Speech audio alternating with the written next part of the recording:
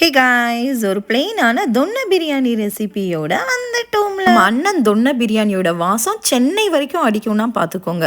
1/2 kg ஜீரக சம்பா அரிசியை கழுவி ஊற வச்சாச்சு. இந்த டிஷ்ஷுக்கு தேவையான புதினா, கொத்தமல்லி, பச்சை மிளகா, ஒரு தக்காளி. ஸ்க்ரீன்ல தெரியல எல்லா ஹோல் ஸ்பைசஸ்ல இருந்து பட்டை, ஏலக்காய், கிராம்பு, அன்னாசி பூவை மட்டும் பாதியாக எடுத்து ஒரு கடாயில் ஆட் பண்ணி அவன் கூட 2 டீஸ்பூன் அளவுக்கு மிளகும் சீரகத்தையும் சேர்த்து லைட்டாக வறுத்து எடுத்துக்கலாம். இப்போ வறுத்தவனை மிக்சர் ஜாரில் போட்டு அரைக்கிறதுக்காக ஆற வச்சிடலாம். இப்போ அதே கடாயில் 2 டேபிள் ஸ்பூன் அளவுக்கு எண்ணெய், ஒரு பெரிய வெங்காயத்தை சாப் பண்ணி சேர்த்துக்கலாம். இப்போ வெங்காயம் நல்லா வதங்கினதுக்கு அப்புறமா ஒரு 4 டேபிள் ஸ்பூன் அளவுக்கு இஞ்சி பூண்டு சேர்த்துட்டு அதோட பச்சை வாசனை போறதுக்கு அப்புறமா நல்லா ஒரு காரத்துக்கு ஏற்ற மாதிரி 4 பச்சை மிளகா, அரை கைப்பிடி அளவுக்கு புதினா, கொத்தமல்லி. இந்த டிஷ்ஷோட ஸ்பெஷாலிட்டியே ஃப்ரெஷ்ஷான வெந்தயக்கீரை ஆட் பண்ணணும். வெந்தயக்கீரை இல்லாதனால நான் 1 டேபிள் ஸ்பூன் அளவுக்கு கசூரி மேத்தி சேர்த்து நல்லா வதக்கி விட்டுருக்கேன். வறுத்து வச்சிருந்த மசாலாவை பல்ஸ் மோட்ல சேர்த்து வதக்கி வச்சிருந்த வெங்காயம், பச்சை மிளகா, புதினா கீரையும் இதுல சேர்த்து ஆற விட்டுறலாம். இன்னொரு ஒரு பாத்திரத்துல 2 டேபிள் ஸ்பூன் அளவுக்கு நெய், 3 டேபிள் ஸ்பூன் அளவுக்கு எண்ணெய், பேலன்ஸ் இருக்கிற ஹோல் ஸ்பைசஸ் நல்லா பொரிஞ்சதுக்கு அப்புறம் ஒரு பெரிய வெங்காயத்தை ஃபைனா சாப் பண்ணி நல்லா வதக்கி விடலாம். வெங்காயம் வதங்குற கேப்ல மிக்சியில வதக்கி வச்சிருந்ததெல்லாம் ஆறிடுச்சு. அவன் தலை மேல 2 டேபிள் ஸ்பூன் அளவுக்கு தயிரை சேர்த்து அடிச்சு எடுத்துக்கலாம். வெங்காயம் நல்லா இந்த அளவுக்கு வதங்கணும். இப்ப நம்ம அரைச்சு வச்சிருக்கிற பேஸ்ட்டை வெங்காயத்து கூட சேர்ந்து மிக்ஸ் பண்ணி விடலாம். ஒரு தக்காளியை நான்